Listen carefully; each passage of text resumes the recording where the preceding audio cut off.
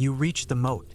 The water below is frozen solid, a sheet of black ice dusted with swirling snow. Above it spans the wooden drawbridge.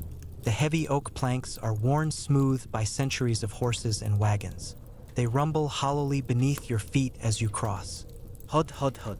Ahead lies the gatehouse. The portcullis, that heavy grid of iron and wood, is raised, welcoming you in. You pass under the massive stone archway. The air instantly changes. The wind dies down, blocked by the immense thickness of the walls. It is darker here, in the tunnel of the gatehouse. 2 guards stand by the inner doors. They are wrapped in layers of sheepskin and heavy cloaks, their breath steaming in the lantern light. They nod to you as you pass. They do not speak. It is too cold for idle chatter. They are statues of patience, watching the winter night. You step out from the gatehouse into the inner courtyard. The ground here is cobbled, swept clear of the deepest snow, though a fine dusting remains. The castle surrounds you on all sides, blocking out the storm. You feel a sense of immediate safety. The walls are like arms wrapping around you, protecting you from the elements. You see the warm, orange glow of torchlight flickering in the windows of the great keep. You see smoke rising from a dozen chimneys, gray pillars climbing straight up into the dark sky. The smell of wood smoke reaches you, a rich, comforting scent of burning oak and pine. Promises warmth, promises food, promises rest.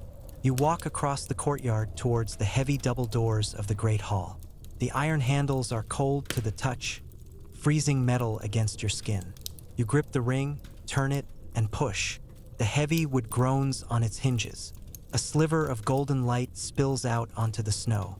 You step over the threshold, and the door closes behind you with a heavy, final thud, shutting out the winter night. Take a deep breath and let the warmth wash over you. The moment the heavy oak doors close behind you, the biting cold of the winter night is instantly forgotten. You are now standing in the great hall, the beating heart of the castle. The air here is thick, heavy, and wonderfully warm. It smells of resinous pine logs burning in the hearth, mixed with the faint, savory scent of roasted meat and dried herbs, rosemary, thyme, and sage, hanging from the rafters high above. The hall is a vast, cavernous space, yet it does not feel empty. It feels alive with a quiet, comforting energy. The high stone walls, which outside were gray and forbidding, are here covered in magnificent tapestries. These heavy woven cloths hang from floor to ceiling, depicting scenes of hunting and ancient legends. They are not just for decoration. They are thick woolen barriers, trapping the heat inside the room and keeping the cold stone drafts at bay. The fabric ripples ever so slightly in the warm currents of air, creating a soft, almost imperceptible movement in the corner of your eye. Your eyes are drawn immediately to the source of the warmth. At the far end of the hall dominates a massive stone fireplace, large enough to stand inside. It is a masterpiece of masonry, with a heavy mantle carved from granite. Inside, a fire of truly gigantic proportions is roaring. Huge logs, entire trunks of old oak trees, are stacked in a pyramid, consumed by flames that lick high up the blackened chimney. The fire pops and crackles with a deep, rhythmic sound. Crack, hiss, pop. It is a hypnotic sound, a primal lullaby that has comforted humans for thousands of years. You walk slowly towards the fire. Your boots make a dull, heavy sound on the floor. The floor is not bare stone. It is covered in a thick layer of fresh rushes, dried reeds and straw mingled with sweet-smelling lavender. It feels soft and springy beneath your feet, absorbing the sound of your steps, making the whole room feel quieter, softer. As you get closer to the hearth, you begin to unfasten your heavy winter cloak. Your fingers, still stiff from the cold outside, fumble slightly with the cold iron brooch at your shoulder. Finally, the pin comes loose. You lift the heavy weight of the wet, snow-dusted wool from your shoulders and drape it over a wooden bench nearby. The relief is instant. You feel lighter. You extend your hands towards the flames. The heat is intense, radiating against your palms, tingling in your fingertips as the blood begins to flow freely again. You rub your hands together slowly. The skin of your face, which was numb from the wind, now begins to prickle and glow with the warmth. It is a pleasant, drowsy sensation. The contrast between the memory of the freezing wind and the reality of this roaring fire makes the comfort feel even deeper. Look around the room while you warm yourself. The lighting is low and golden. There are no harsh lights here. Illumination comes from the fire itself, casting long, dancing shadows that stretch and sway across the floor. Iron sconces on the walls hold thick beeswax candles, their flames standing tall and still in the breathless air. On the long wooden tables, rushlights, simple reeds dipped in animal fat, burn with a soft, hazy glow.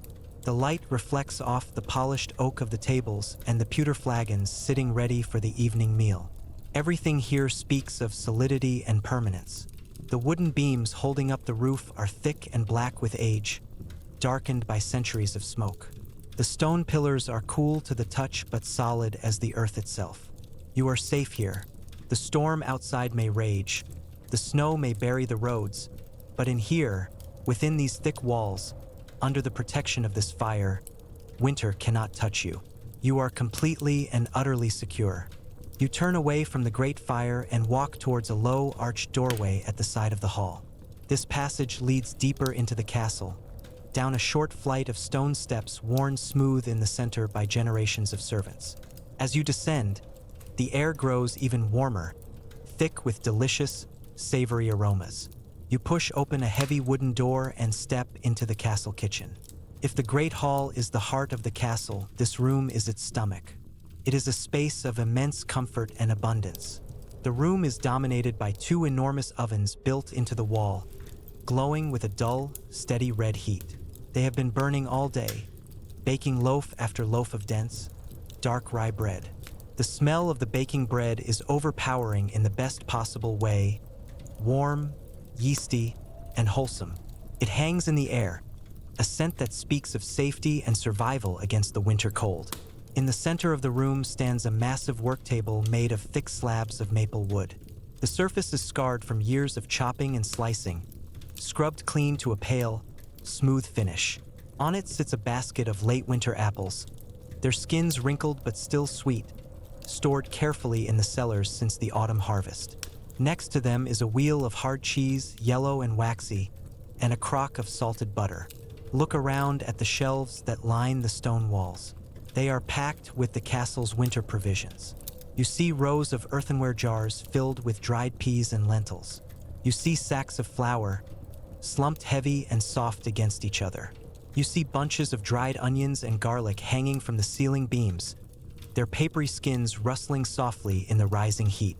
There are barrels of salted fish and casks of ale, enough to last until the spring thaw. Seeing this abundance creates a deep sense of relief. There is no hunger here. The storm may howl outside, burying the world in white, but inside, the larder is full. A large copper cauldron hangs over a separate fire pit in the corner, bubbling gently. It is filled with a rich, thick stew of root vegetables, carrots, turnips, and parsnips, simmering slowly with savory broth. The steam rises in lazy, curling ribbons, adding moisture to the dry winter air. Every now and then, a log shifts in the fire, sending a shower of sparks up the chimney, but otherwise the room is peaceful. The frantic work of the day is done. Now the kitchen is in a state of rest, keeping the food warm, waiting for the evening meal. You run your hand along the rim of a large copper pan hanging on the wall. The metal is cool and smooth, polished to a shine that reflects the firelight like a distorted mirror. Everything here has a purpose. Everything here is solid. The heavy iron ladles, the wooden mixing bowls, the stone mortar and pestle, they are tools of sustenance. Being surrounded by them feels grounding.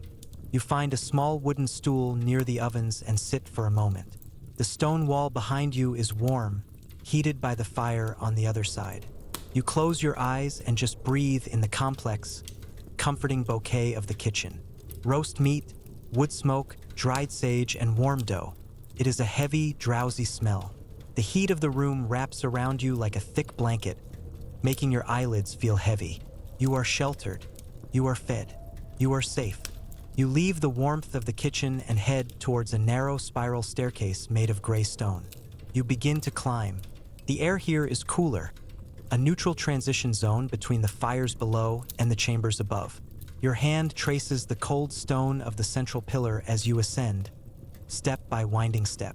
Up, away from the bustle of the servants, away from the preparation of the meal, into the quiet solitude of the upper tower. You reach a heavy door reinforced with iron bands. You push it open and step into the solar, the Lord's private retreat. The atmosphere here is entirely different. It is intimate, hushed, and deeply secluded. The ceiling is lower here, made of dark, polished timber beams that seem to enclose the room like a protective lid. The floor is covered not with rushes, but with thick, woven woolen rugs brought from distant lands, intricate patterns of deep red and midnight blue that soften your footsteps to total silence. In the center of the room stands a smaller, more elegant fireplace. It does not roar like the giant beast in the great hall. Instead, it whispers. The logs here are apple wood, burning slowly with a sweet, fragrant smoke. A large armchair sits before the hearth, carved from dark walnut and piled high with furs, thick wolf pelts and soft sheepskins.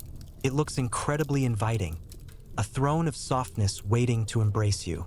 You walk to the far wall where a small window is set deep into the stone. It is not an open slit, but a window fitted with small panes of thick, green-tinted glass held together by lead strips. This is a luxury, a barrier that lets in the light but keeps out the wind. You lean close to the glass.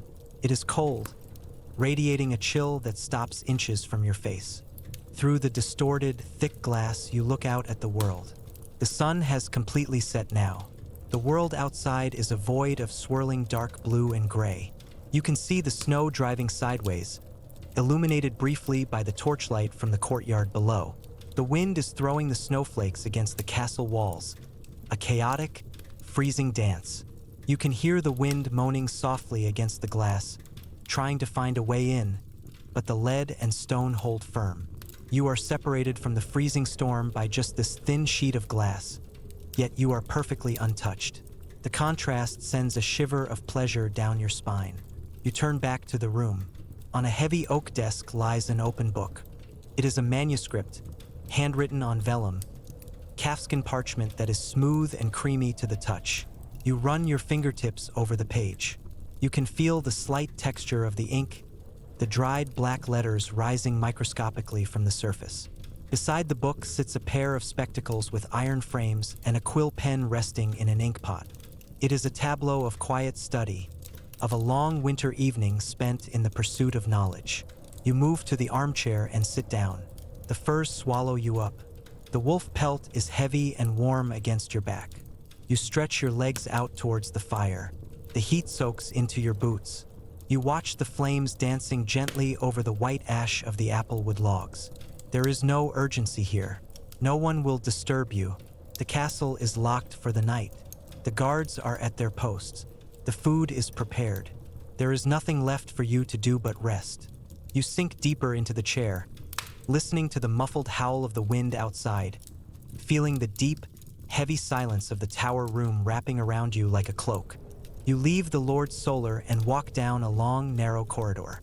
The stone floor here is uneven, shifting slightly under your boots. You are moving towards the oldest wing of the castle, the place where memory is stored. You reach a heavy door made of darkened oak, bound with iron straps that have rusted to a deep orange brown. You push it open. It swings silently on well-oiled hinges. You step into the library. The silence here is physical, presses against your ears like cotton wool. The storm outside feels miles away. Even the wind cannot penetrate these thick interior walls. The air is cool, dry, and incredibly still. Take a moment to breathe in the smell of this room. It is a complex, intoxicating scent that only exists in places like this. It smells of old parchment made from dried skins. It smells of oak gall ink, sharp and metallic. It smells of leather bindings, beeswax polish, and the faint, sweet scent of decaying paper. It is the smell of time itself, captured in a bottle. Rows of tall wooden shelves stretch up into the darkness of the vaulted ceiling. They are packed with heavy volumes. These are not modern books. They are massive tomes, bound in thick calfskin and pigskin. Some are chained to the shelves to prevent theft, their iron chains hanging in loops like metallic cobwebs. You walk slowly down the aisle between the shelves. The only light comes from the candle you carry in your hand. The small flame casts long, wavering shadows that dance across the spines of the books. You can see the dust motes floating in the halo of light, suspended in the air, moving in slow motion. You reach out and run your fingertips along the spines of the books. Bump, bump, bump. You feel the rough texture of the leather. You feel the cold, hard ridges of the raised bands on the binding. You touch the heavy brass clasps that hold the pages shut. These books have been sleeping here for centuries. They are waiting, patient and silent. In the corner of the room stands a scriptorium desk. It is slanted, designed for writing while standing or sitting on a high stool. An empty sheet of vellum lies there, waiting for the scribe who has long since gone to bed. A pot of dried ink sits beside a lonely quill. The work is paused. The knowledge is safe. You stand in the center of the room and listen. There is absolutely no sound. No fire crackling, no wind howling, no voices. Just the settling of the building. Occasionally, a timber beam might creak high above. A groan of old wood adjusting to the winter temperature. But mostly, it is a blanket of pure silence. It is a silence that invites you to stop thinking, to stop worrying, to simply exist in the quiet dark, surrounded by the wisdom of the ages. You leave the silence of the library and make your way down a back staircase. You open a side door and step briefly into the cold night air, crossing a small covered walkway that leads to the outer buildings. The cold bites at your face for just a moment before you slip inside the heavy wooden doors of the castle stables. The change is instant. You are enveloped in a thick, humid warmth. It is not the dry heat of the fire. It is the living heat generated by 20 large warhorses standing in their stalls. The air here is rich and earthy. It smells of sweet dried hay, old leather, clean straw, and the musky, comforting scent of the horses themselves. The stables are dimly lit by lanterns hanging from the wooden beams. The light is soft and golden, catching the dust and chaff floating in the air. You walk slowly down the center aisle.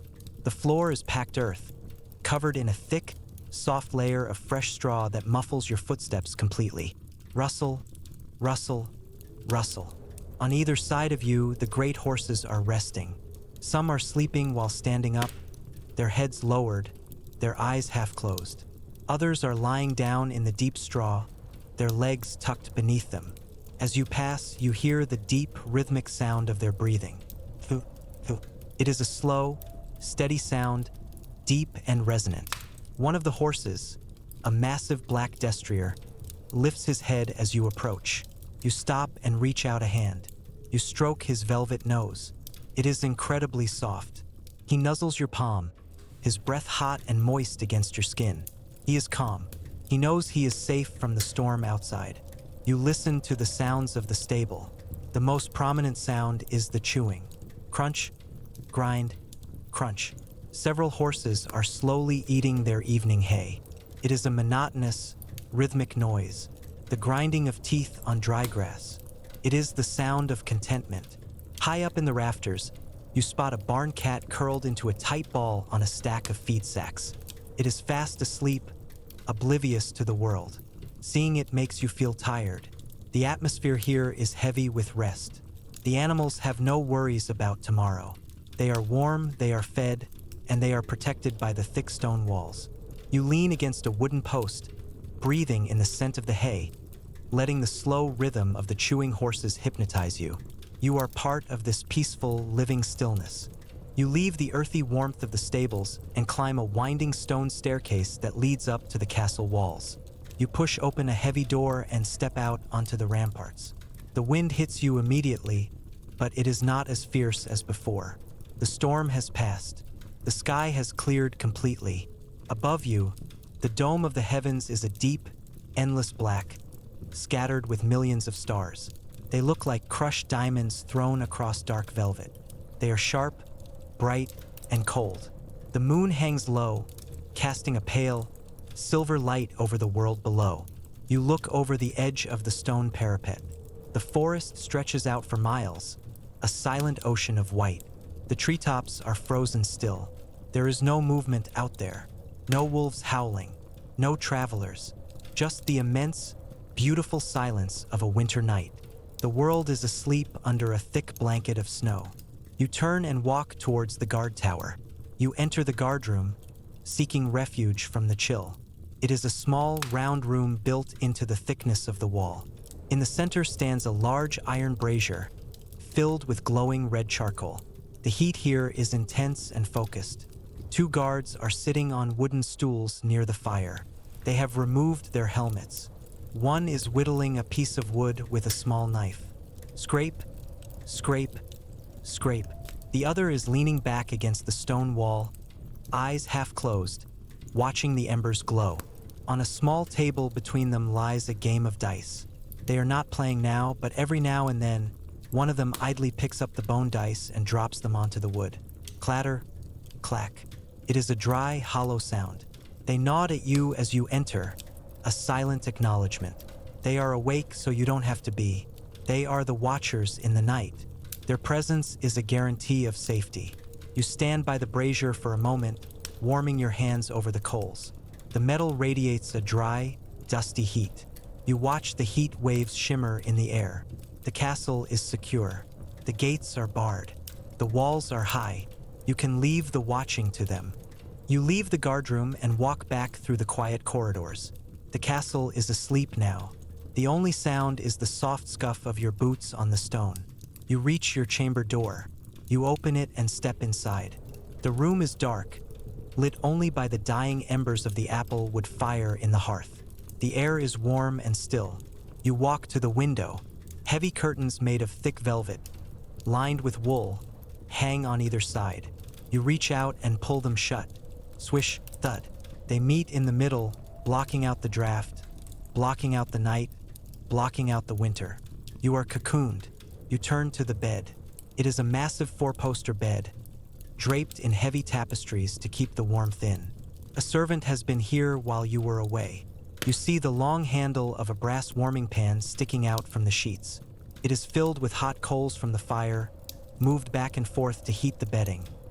You pull back the heavy furs and blankets. A wave of trapped heat rises up to meet you. It smells of lavender and clean linen. You remove the warming pan and set it aside. You climb in.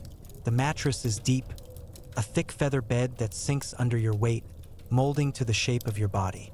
It is like floating on a warm cloud. You pull the covers up. First the linen sheet, then the wool blankets, and finally the heavy fur spread. The weight of it presses down on you, grounding you, calming your nervous system. You are buried in warmth. You lie on your back and look up at the canopy of the bed. The shadows from the fireplace flicker gently on the fabric. Your body begins to let go. The tension in your shoulders melts away. The cold of the road, the wind on the ramparts. It all feels like a dream now on the bedside table. A single beeswax candle is burning down. The flame is small and steady. You watch it for a moment. It is the last light in the castle. You take a deep breath. You reach out. Puff. You blow it out. Darkness fills the room, but it is a soft, velvet darkness. It is the darkness of rest. Now, there is only the sound of your own breathing. Inhale, exhale. Far away, outside the thick stone walls, the winter wind sings its song, but it cannot reach you. You are safe in the heart of the fortress. The fire is warm. The bed is soft. The night is yours. Sleep now. Drift into the history. Sleep. Good night.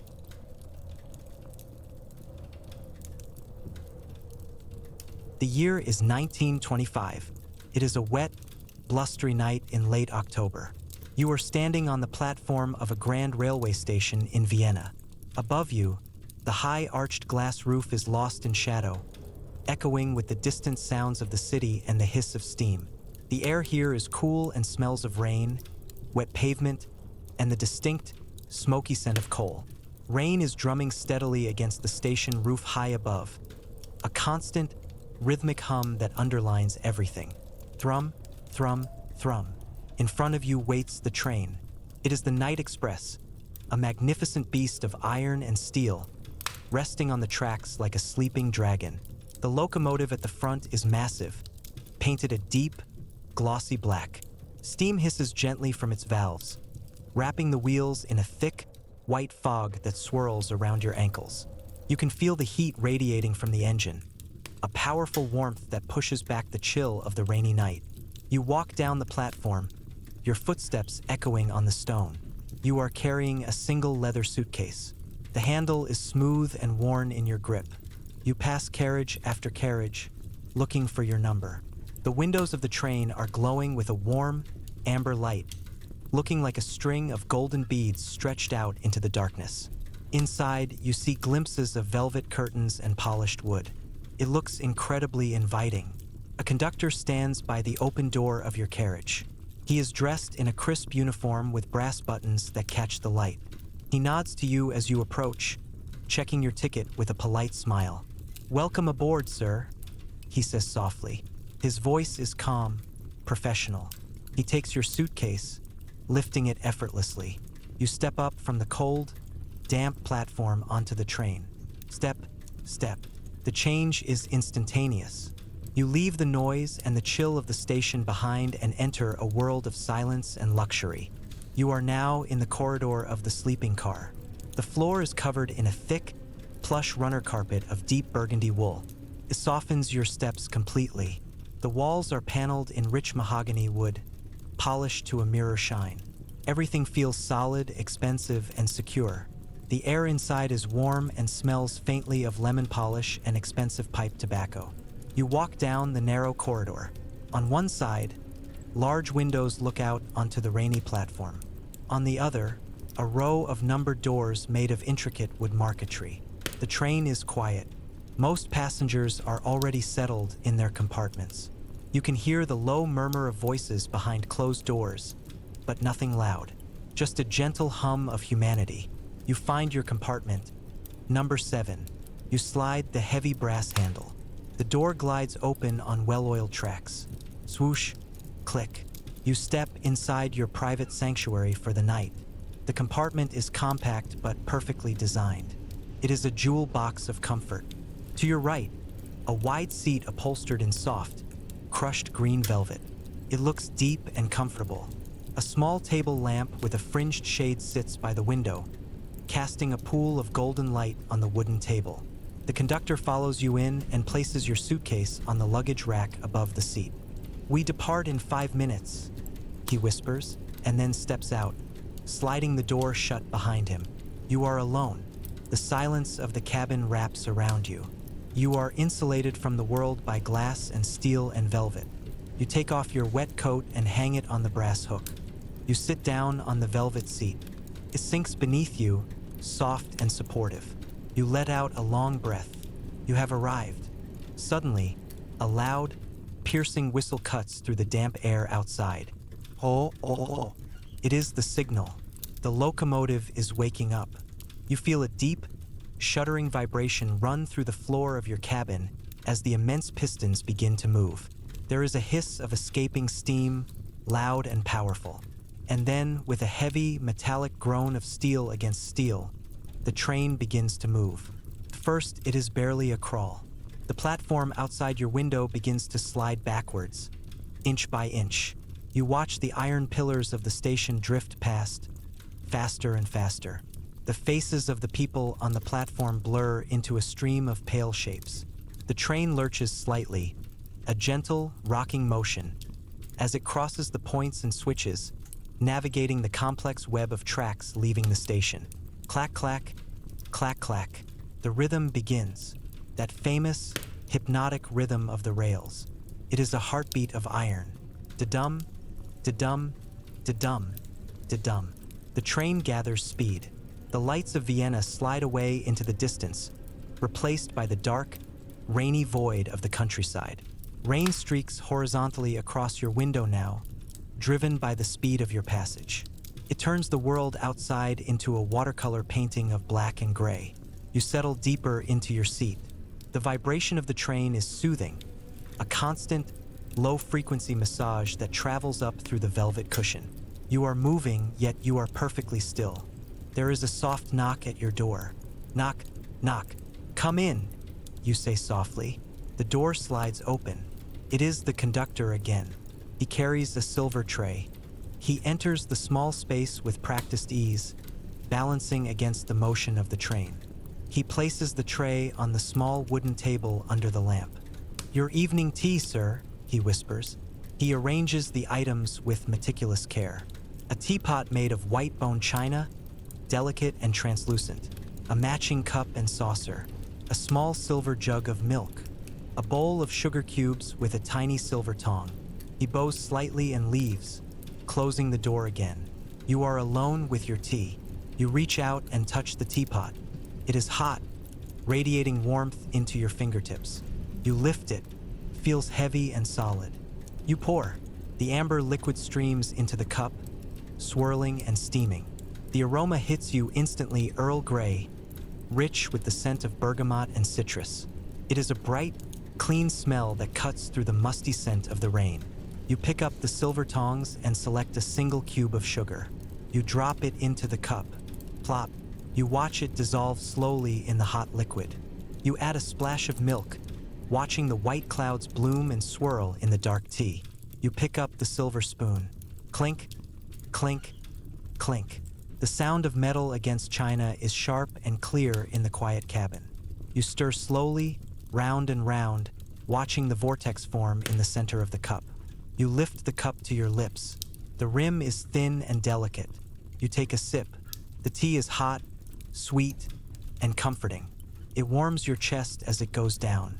You hold the warm cup in both hands, feeling the heat seep into your palms. Outside, the world is rushing by in a blur of rain and wind. But in here, in this small circle of lamplight, there is only the tea, the warmth, and the steady, endless rhythm of the wheels. Clack, clack, clack, clack. You are safe. You are warm. You are on your way. You finish your tea and decide to stretch your legs. You stand up, balancing carefully against the gentle swaying of the carriage. The train is moving faster now, cutting through the night at full speed. You slide the compartment door open and step back out into the corridor. It is quieter now than when you boarded. The other passengers have retired for the night. The long hallway is empty, a tunnel of polished wood and soft carpet stretching away into the shadows. The only light comes from the small sconces on the walls, casting pools of yellow illumination on the burgundy floor. You begin to walk. Step, sway, step. Walking on a moving train requires a special rhythm. You keep your hand on the brass rail that runs along the windows. The metal is cool and vibrates constantly under your palm.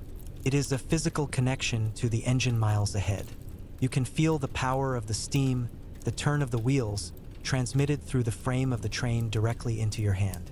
You pass row after row of closed doors. Behind them, people are sleeping, dreaming, rocking gently in their beds. You are the only one awake, the silent guardian of the hallway. Outside the windows, the world is pitch black. There are no lights, no houses, just the endless, driving rain and the occasional flash of wet trees illuminated by the train's passing lights.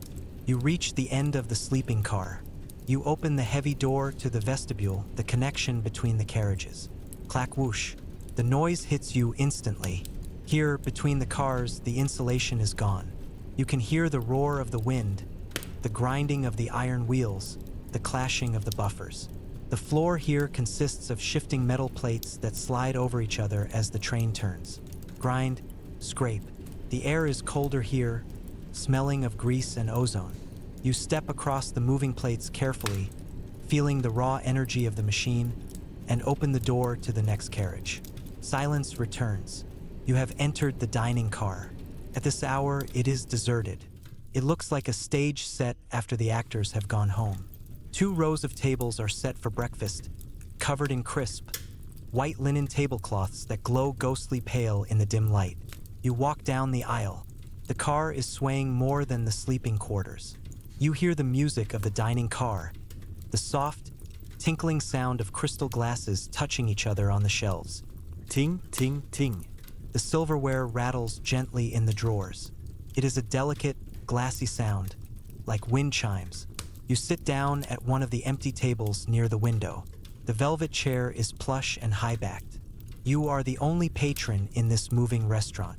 You look at the table setting in front of you. The heavy silver fork, the folded napkin, the small vase with a single white rose that is trembling slightly with the motion of the train. You press your forehead against the cold glass of the window. You cup your hands around your eyes to block out the reflection. Out there, somewhere in the darkness, hills and rivers and forests are rushing by, but you cannot see them. You are in a capsule of light suspended in a void. The rhythmic da-dum of the wheels is louder here, directly beneath the floorboards. It is a lullaby of engineering, a repetitive, endless beat that tells you, you are moving, you are making progress. You don't need to do anything. Just sit, just wait, just be. You walk back down the empty corridor and slide the door of your compartment open. You step inside and lock the door behind you with a solid, reassuring click. The world is locked out. Only you are here. While you were away, the conductor has transformed the room. The velvet seat has been folded down to reveal a pristine bed. It is made up with crisp, white cotton sheets that look cool and inviting. A heavy wool blanket, woven in a deep navy blue, is folded neatly at the foot of the bed. Two plump, soft pillows are waiting at the head, their cases embroidered with the railway's monogram in silver thread. You prepare for sleep. You unbutton your shirt, feeling the cool air of the cabin on your skin. You wash your face in the small porcelain basin in the corner. The water is cool and refreshing. You dry yourself with a thick, fluffy towel that smells of lavender laundry soap. You turn off the main overhead light. Click. Now, the only illumination comes from the small reading lamp by the bed. It casts a warm, golden circle of light on the white sheets. The corners of the room recede into soft, comforting shadows. You climb into the bed. The sheets are cool against your legs, smooth and clean. You pull the heavy wool blanket up to your chin. The weight of it is immediate and grounding, presses you down into the mattress, signaling to your body that the day is over. You reach out to the small lamp. You turn the dial. The light fades and disappears. Darkness fills the small cabin. But it is not a silent darkness. It is a darkness filled with the music of travel. Lying there in the dark, your senses become sharper. You can hear the rain drumming against the window pane, harder now. Tep tep tep, es ha ha ha ha ha. It is a chaotic, watery sound that contrasts perfectly with the steady, mechanical rhythm of the wheels below. Da-dum, da-dum, da-dum, da-dum. You feel the gentle swaying of the carriage. It rocks you back and forth, back and forth. It is the same motion that rocked you in a cradle. It is a primitive, soothing sensation. You don't have to steer. You don't have to navigate. The engineer is at the controls miles ahead. The tracks are laid out. You are being carried safely through the night to a destination you do not need to worry about until morning. Your eyes grow heavy. The rhythm of the tracks begins to blur with the sound of your own heartbeat. The rain washes away the thoughts of the day. There is only the motion. There is only the warmth. There is only the train, moving endlessly through the sleeping world. Sleep now. The rails will guide you. Sleep. Good night.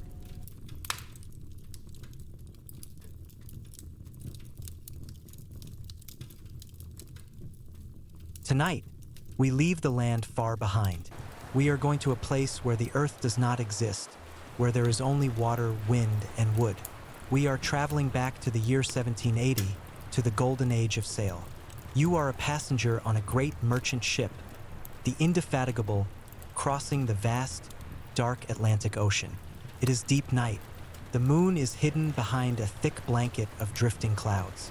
The ocean is endless, a rolling landscape of black water that stretches out in every direction for 1,000 miles. There are no city lights here, no roads, no noise of industry. There is only the eternal rhythmic sound of the sea. Swish, crash, swish, crash. You are standing on the quarterdeck for a moment, taking in the night air. The air is cool and damp, heavy with the taste of salt. It sticks to your lips and fills your lungs with a clean, sharp freshness. Above you, the great canvas sails are filled with wind. They creak and groan against the masts, a sound of immense power held in check. The rigging hums like a giant harp string in the breeze. The ship rises and falls, riding the swell of the ocean like a living creature breathing in its sleep. The wind is picking up, getting colder. It is time to go below. You pull your heavy woolen coat tighter around your neck, feeling the rough fabric scratch against your chin. You turn away from the dark horizon and walk towards the companionway, the stairs that lead down into the belly of the ship. You grip the brass handrail. It is cold and slick with sea spray. You take the first step down. The wood of the stairs is worn smooth, indented by the boots of 1,000 sailors who have walked this way before you. Step, creak, step, creak. As you descend, the sound of the wind changes. It becomes muffled, distant. The sharp whistling of the gale is replaced by the deep, resonant creaking of the ship's timbers. You are entering a world of wood. The smell changes too. The fresh salt air mixes with the warmer, richer scents of the interior. Old oak, pine tar, beeswax polish, and the faint, spicy aroma of the cargo stored deep in the hold tea from the east, nutmeg, and cinnamon. You reach the bottom of the stairs and turn into the narrow corridor that leads to the stern of the ship. The floor here is slanted, tilting gently from side to side as the ship rolls. You have to walk carefully, keeping one hand on the wall to steady yourself. The wall is warm to the touch, vibrating slightly with the energy of the waves hitting the hull outside. You pass the closed doors of other cabins. They are dark and silent.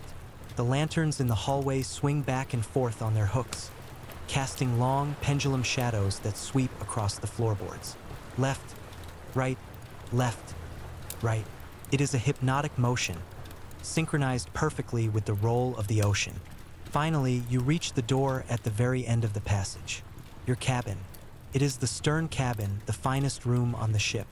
The door is heavy oak, darkened by age and polished to a deep shine. You reach into your pocket and pull out a heavy iron key. It is cold and heavy in your palm. You slide it into the lock. You turn it.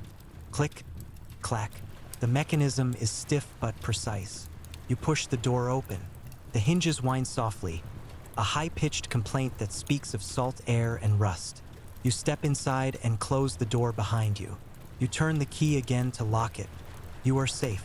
The world of the storm, the crew, the ocean, it is all locked out. You are in your private sanctuary. The cabin is small, but incredibly cozy. Because it is at the stern of the ship, the back wall is curved, lined with a row of square windows that look out over the wake of the vessel.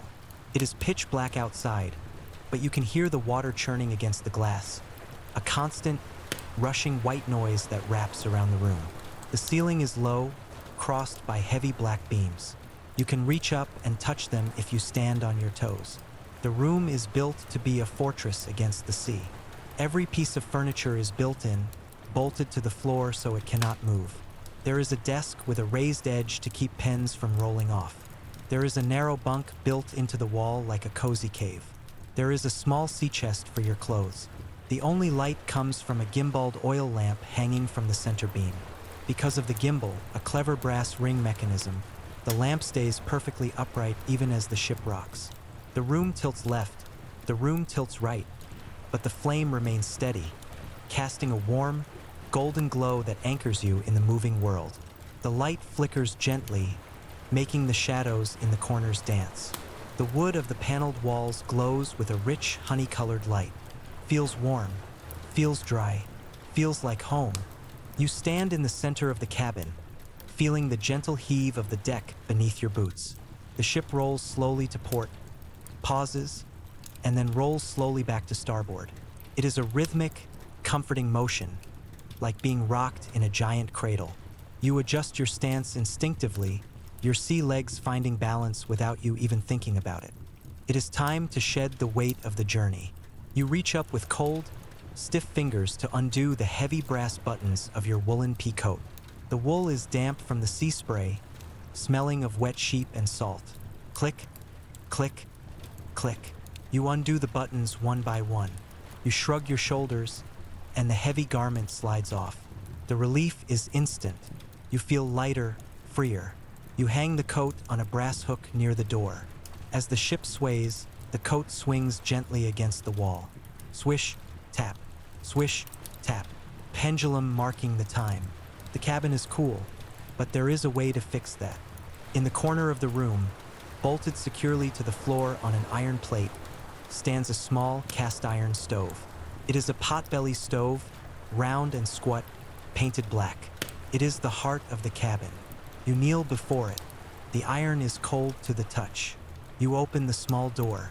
Squeak. Inside, the ashes of yesterday's fire are gray and cold. You reach into a small wooden scuttle next to the stove and pull out a handful of kindling, dry splinters of pine with that smell sharp and resinous. You arrange the wood carefully inside the belly of the stove. You strike a match. The sulfur flares up bright and sudden in the dim room. You touch the flame to the wood. Catches instantly. The fire begins to crackle. Snap, pop, crackle. You add small lumps of coal one by one. You watch as the flames lick around the black rocks, turning them from cold stone into glowing red embers. Oh, you close the iron door. Now you listen. The stove begins to tick and ping as the metal expands with the heat. It is a homely sound. Within minutes, warmth begins to radiate from the iron.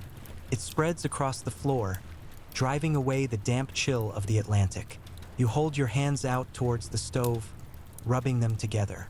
The heat penetrates your skin, loosening the stiffness in your joints. The smell of the coal smoke is faint but distinct, a dry, dusty scent that mixes with the aroma of the old wood. Now that you are warm, stop for a moment. Don't move, just listen. Listen to the song of the ship. A wooden ship is never silent. It is a living thing, made of thousands of planks of oak and elm, all held together by iron nails and tar. As the ship moves through the water, the wood flexes, talks. To your left, a timber knee brace groans low and deep. RNNNH. Above you, the deck beams creak as the weight of the sailors shifts overhead. Creak, crack. Behind the paneling, you hear the scurrying of the ship's hull cutting through the water. It is not a scary sound. It is the sound of strength. These timbers were grown in ancient forests, cut and shaped by master craftsmen to hold back the ocean. They are doing their job. Every creak is a reminder that the ship is holding together, that the structure is solid. The sound is continuous, a symphony of wood and water. It is white noise, perfect and enveloping. It drowns out any specific thoughts. It drowns out the worries of the land. There is only this room, this warmth, and this rhythmic, endless creaking. You are contained within a wooden shell, floating safely on a dark sea. You are entirely alone, yet surrounded by the protective presence of the ship. You turn away from the warmth of the stove. The cabin is fully heated now, the air comfortable and dry.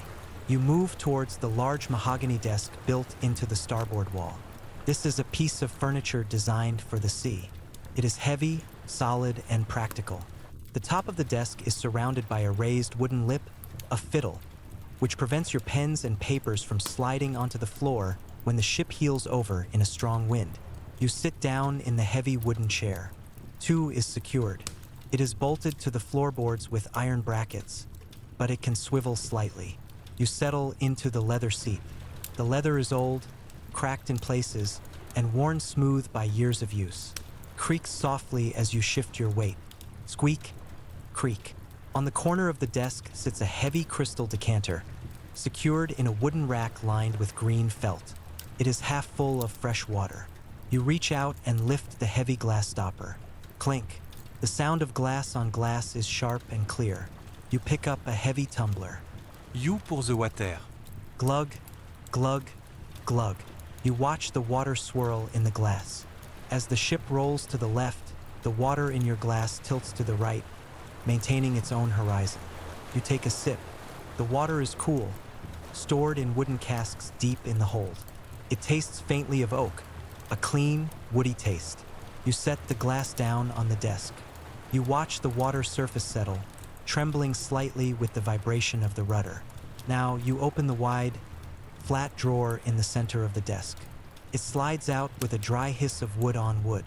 Inside lie the charts, You select a large, rolled document tied with a faded red ribbon. You lift it out and place it on the desk. You untie the ribbon. The silk feels cool and slippery between your fingers. You begin to unroll the map. It is made of thick, heavy vellum, animal skin parchment that is stiff and resistant. Crinkles loudly as you force it flat. Crinkle, snap, crackle. The parchment wants to curl back up, resisting your hands.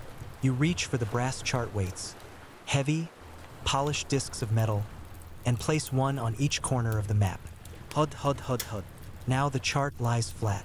You lean forward, bringing your face closer to the paper.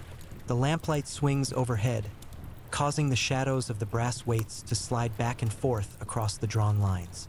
It makes the map look alive, as if the drawn coastline is shifting. It is a chart of the North Atlantic. It is a work of art. The ocean is not just empty space. It is filled with compass roses, rum lines radiating out in star patterns to guide the navigator.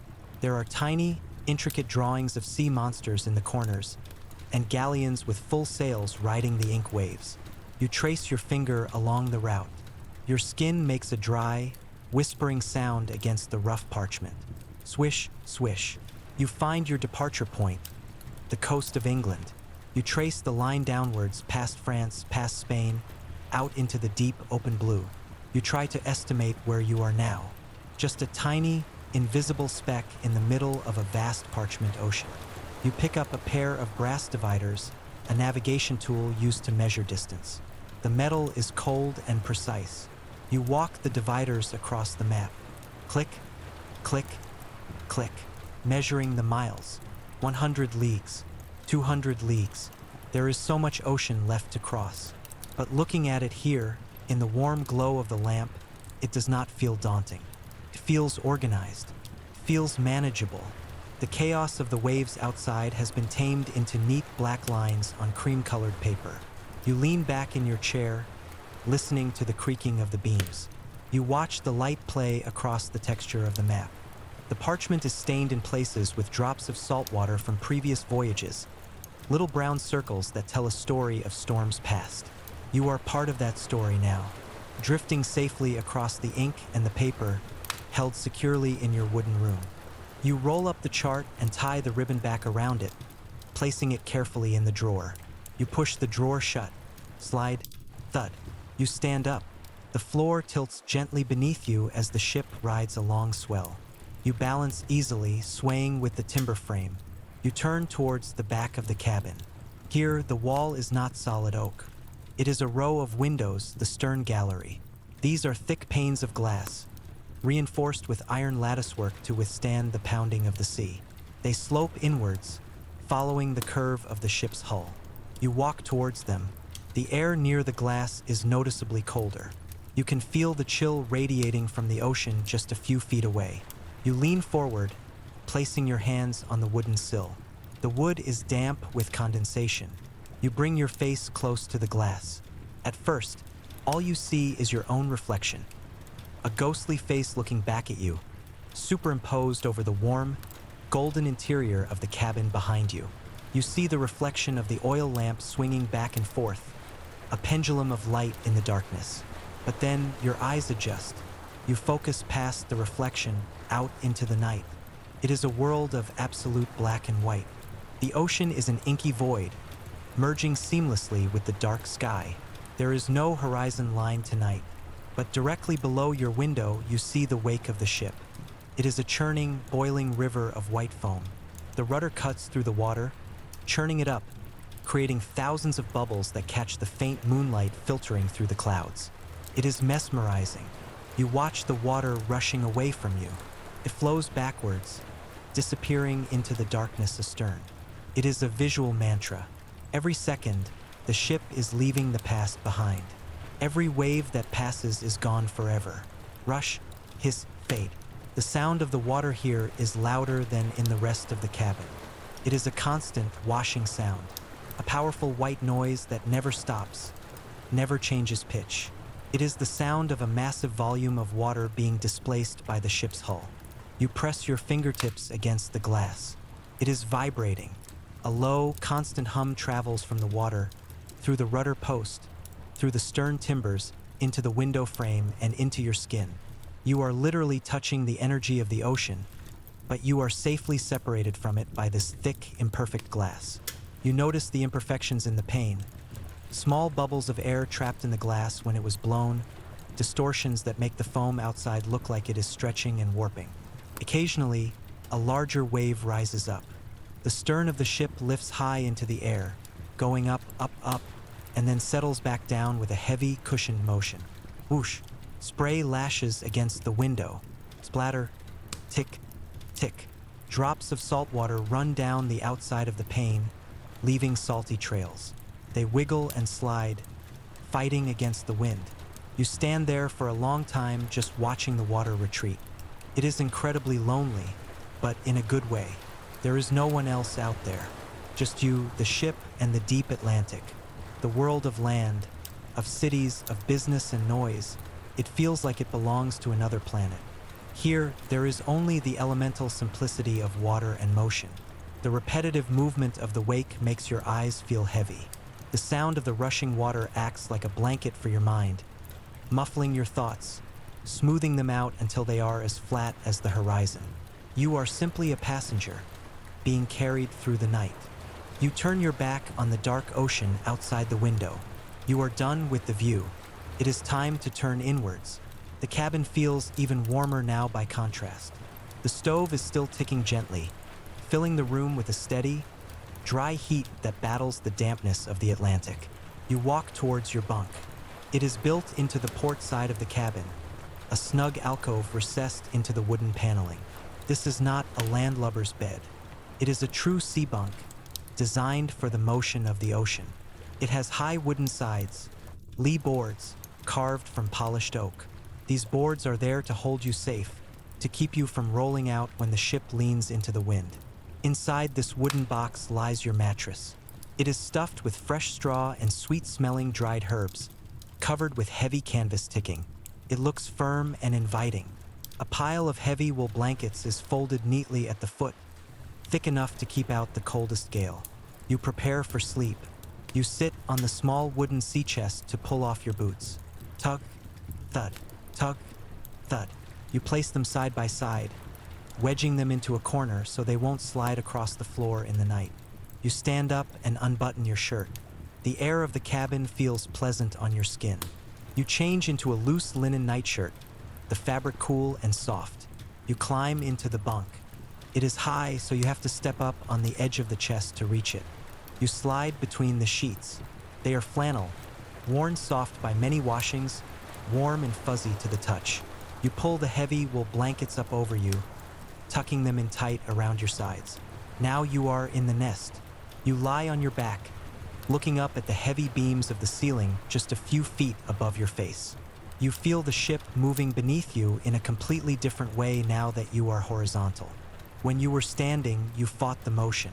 Now you surrender to it.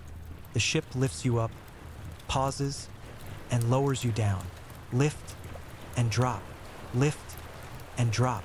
It is a slow, powerful rhythm, like the breathing of a giant beast. You turn on your side, facing the room. Your cheek rests against the cool cotton pillowcase. You feel the lee board pressing against your back, a solid wooden presence that anchors you. You are wedged in securely. The ship can pitch and roll as much as it likes. You are safe in your wooden cocoon. You listen to the sounds of the cabin from this new perspective. The creaking of the wood seems closer now, more intimate. You hear the water rushing past the hull right behind your head, a constant, rushing lullaby that separates you from the deep. You are warm. You are settled. There is only one thing left to do. You reach out from under the heavy blankets. Your hand finds the brass knob of the oil lamp hanging above you. It is swinging gently in the dark air. Squeak, squeak. You turn the small wheel that lowers the wick. The flame inside the glass chimney begins to shrink. It goes from a bright yellow to a soft orange to a tiny blue dot. You watch it for a second, a captured star in a brass cage. Then, with a final twist, you snuff it out. Click. The light vanishes. Darkness floods the cabin. It is absolute, heavy, and velvety. For a moment, you can see the afterimage of the flame in your eyes, but then that fades too. You are left in the comforting void. You can smell the faint, sharp scent of the extinguished wick, a wisp of smoke that drifts away quickly, replaced by the smell of salt and old wood. Now that the visual world is gone, the sound world takes over completely. You listen to the ocean, whoosh and silence, whoosh and silence. You hear the water rushing along the planks of the hull, separated from your ear by only a few inches of oak. It is a protective barrier. The water wants to get in, but the ship says no. The ship is strong. You feel the roll, down to the left, hold, up to the right. It is hypnotic. It is the rhythm of the planet itself. You don't have to hold on anymore. The lee boards hold you. The bunk holds you. You let your muscles go loose. Your legs feel heavy. Your arms feel heavy. Your eyelids are too heavy to lift. You are just a passenger. The captain is on deck. The helmsman is at the wheel. The watch is looking at the stars. Everyone else is doing their job so that you can rest. You have nowhere to be until morning. There is no land to reach tonight. There is only this vast, dark ocean, rocking you to sleep. The creaking of the ship becomes a whisper. Hush, hush. The wind is a lullaby. Drift on the waves. Sink into the mattress. Let the ship carry you. Sleep now. Safe in the storm. Sleep. Good night.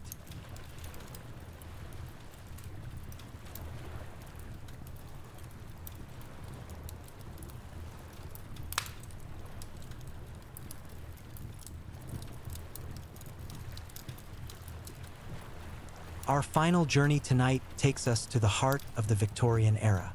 The year is 1892. We are in London. It is a Tuesday evening in November, and the city is wrapped in a thick, swirling blanket of fog and rain. You are walking down a quiet street in Kensington. The air is damp and smells of coal smoke and wet pavement. The gas lamps lining the street are lit, glowing like hazy yellow orbs in the mist.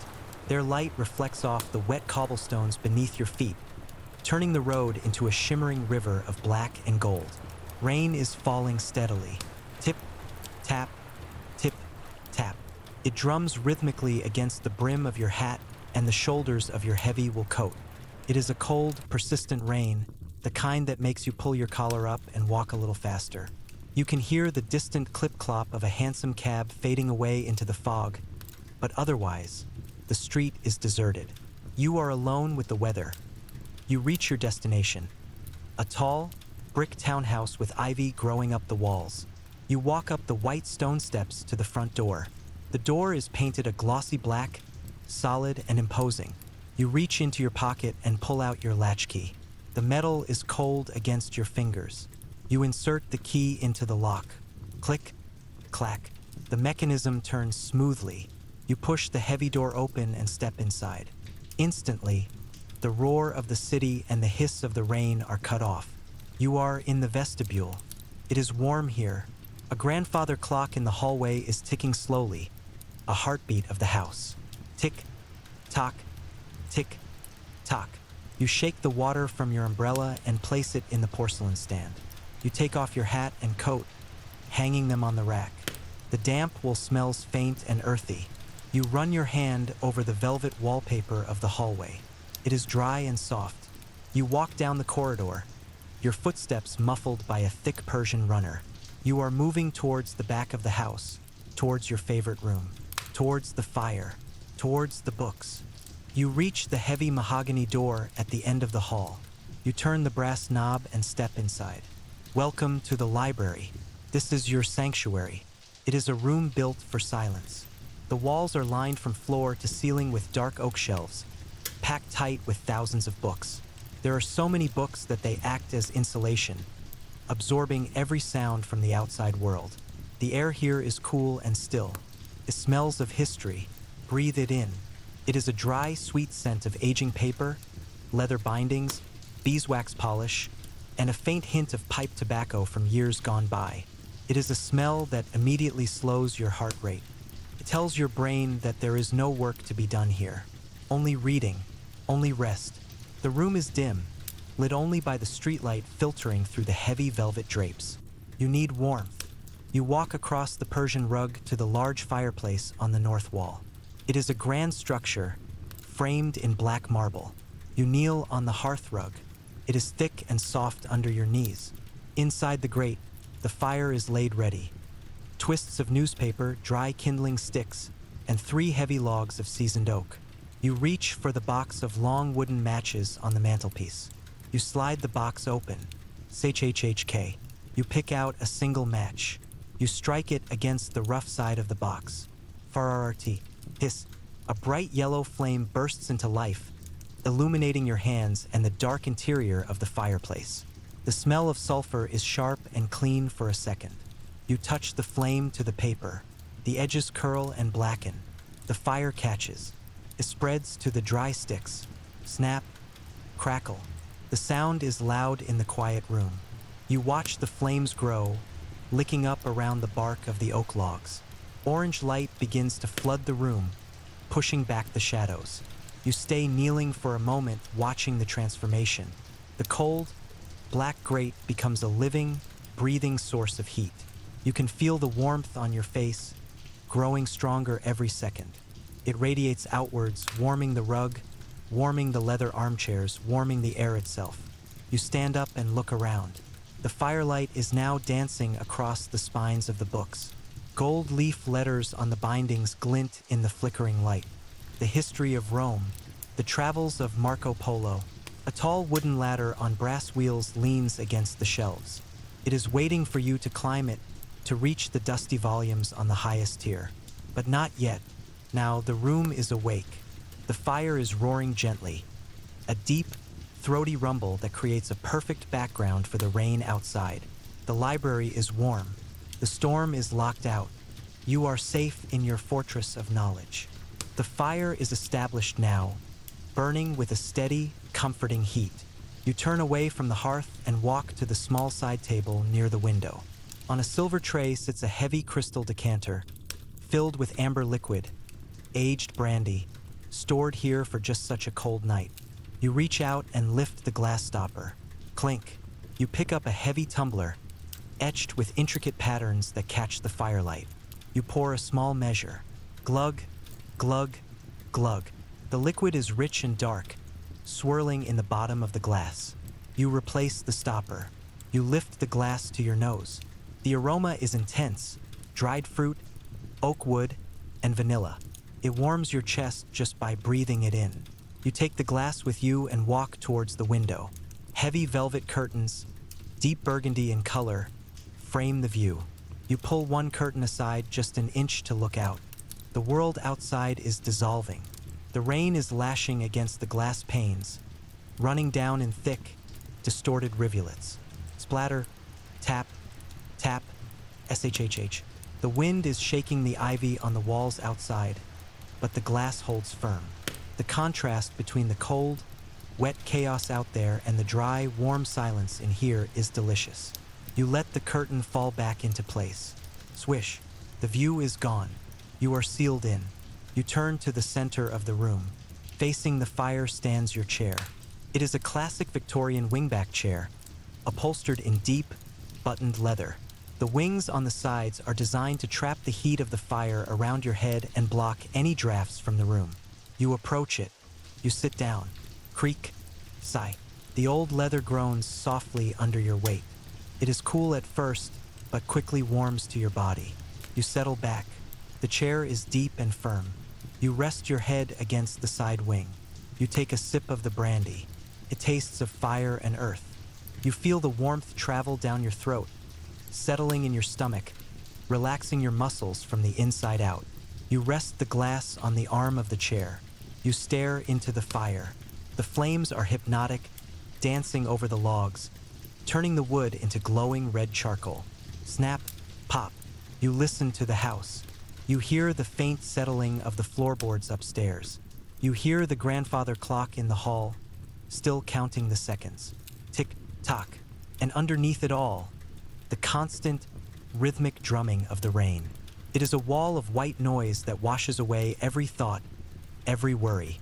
You are exactly where you need to be, resting in the chair, Warmed by the brandy and the fire, your eyes drift to the small mahogany table beside you. A single book lies there, waiting. It is not a new novel. It is a large, heavy volume, bound in deep red Moroccan leather that has faded to a soft pink along the spine. You reach out and place your hand on the cover. The leather is cool and pebbled, rougher than the smooth arms of your chair. You feel the ridges of the gold-embossed title under your fingertips, though in the dim light, you don't even bother to read what it says. It doesn't matter. You lift the book onto your lap. It is heavy, a solid weight that settles comfortably on your knees. You undo the small brass clasp that holds it shut. Click. You open the cover. Creak. Crackle. The spine protests gently. It has been a long time since this book was opened. The sound is dry and crisp, like stepping on autumn leaves. You turn the flyleaf. The paper is thick and creamy, textured like fabric. It is laid paper. If you hold it up to the firelight, you can see the faint grid lines left by the wire mesh of the papermaker's mold centuries ago. You turn another page. Swish, rustle. And another. Swish, rustle. The sound of turning pages is rhythmic and soothing. It is the sound of quiet leisure. You are not reading the words. The text is just a block of dense, black ink, a pattern on the page. Instead, you are looking at the illustrations. You stop at a woodcut engraving. It depicts a landscape, perhaps the hills of Tuscany or the ruins of Greece. The lines are fine and intricate, cross-hatched by a master artist. You trace the lines of a drawn tree with your finger. You follow the curve of a drawn river. You lean closer to the book. The smell rises up to meet you. It is that distinct, vanilla-like scent of old lignin breaking down in the paper. It smells of dust and dry wood. It is a comforting, dusty perfume that belongs only to libraries. You turn a few more pages aimlessly. Rustle, slide. You find a pressed flower between the pages. A dried rose, flattened and brown, left there by someone 50 years ago. A memory trapped in time. You leave it there. You close the book slowly. Thud. You rest your hand on the cover again. The simple act of holding knowledge, of holding history in your hands, is enough. You don't need to consume it. You just need to feel its presence. The fire pops softly in the grate. A log shifts, sending a shower of sparks up the chimney. The light in the room flickers, making the shadows on the bookshelves lengthen and contract. The rain is still drumming against the window, but it seems quieter now, further away. The weight of the book on your lap feels like an anchor, holding you down in the chair, holding you in this moment of perfect peace. Your eyelids are beginning to feel heavy. The fire is warm. The leather is soft. The library is protecting you. You place the heavy book back on the side table. Thud. Your hands are free now. You let them rest on the arms of the leather chair. You feel the smoothness of the worn leather under your palms. The air in the room is warm, but the night is getting late. Folded over the back of your chair is a thick woolen blanket, a tartan rug in soft greens and blues. You reach back and pull it around you. You tuck it in around your legs and over your chest. The wool is scratchy but incredibly warm. It smells of lavender from the linen chest. It adds a layer of weight to your body, pressing you gently into the soft upholstery of the chair. You are cocooned. You look at the fire one last time. The tall, dancing flames have died down now. What remains is a deep, glowing bed of red embers. They pulse gently with heat. Glow, fade. Glow, fade. Occasionally, a small blue flame flickers over the charcoal, but mostly it is a steady, radiating warmth. The light in the room has changed from a bright orange to a soft, sleepy amber. The corners of the library have disappeared into darkness. The rows of books are just vague shapes now, silent sentinels guarding your rest. Your head feels heavy. You let it drop back against the wing of the chair. The leather supports your neck perfectly. You close your eyes. Now the sounds of the house take over. The rain is a steady, distant hum against the glass. H. The grandfather clock in the hall is the heartbeat of the night. Tick, tock, tick, tock. It is a slow, methodical rhythm. It measures out the silence, tells you that time is passing, but you don't need to track it. Your breathing slows down to match the clock. Inhale, tick, exhale, tock. The library fades away. The Victorian streets outside fade away. The cold fog, the wet cobblestones, the busy world. It is all gone. There is only this chair, this warmth, this peace. You have traveled far tonight, from the frozen walls of a medieval castle, to the rhythmic clatter of a night train, to the rolling waves of the ocean, and finally to this quiet room. The journey is over. You are safe. You are warm. Sleep now. Let the history hold you. Sleep. Good night.